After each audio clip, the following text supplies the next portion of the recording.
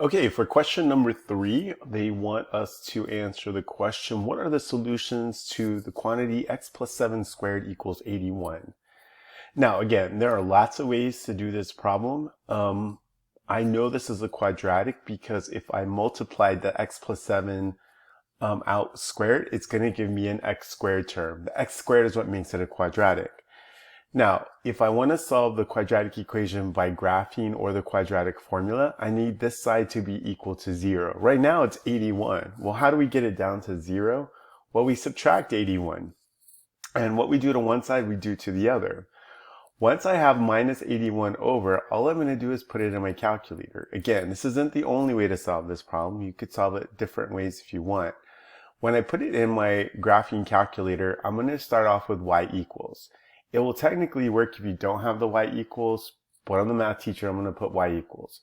Notice that it's exactly the same as what was on your screen, except instead of equals 81, it's minus 81, because what we did was we subtracted that 81 over. We want it to equal 0. Now we can't put equals 0 in the graphing calculator, that's why you either leave it off or you put the y equals. Now, all we have to do is look for where the parabola crosses the x-axis, and those are our solutions. Now we can work from the choices, but one of the things that you want to make sure you realize is that you might not see the whole graph.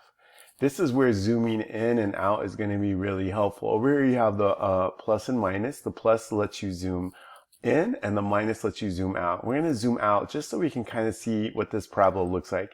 And if we zoom out quite a bit, then the parabola starts to make its shape. You start to see it. I'm going to zoom back in because what I'm interested in is where the solutions are.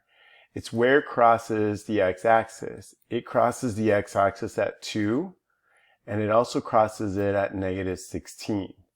Now it's really important to see that these are also called zeros because they have y-coordinates of zeros. We also sometimes call them roots, and they're obviously x-intercepts, or we can just call it solution. So negative 16 and 2.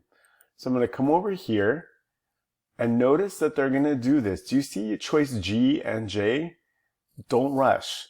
Take your time here. We know that these are very close, so do a double check. I know it has to be a negative 16 and a positive 2, which means it's choice J. Okay, be careful that you don't choose the wrong one. You did all of this work to not get that one correct.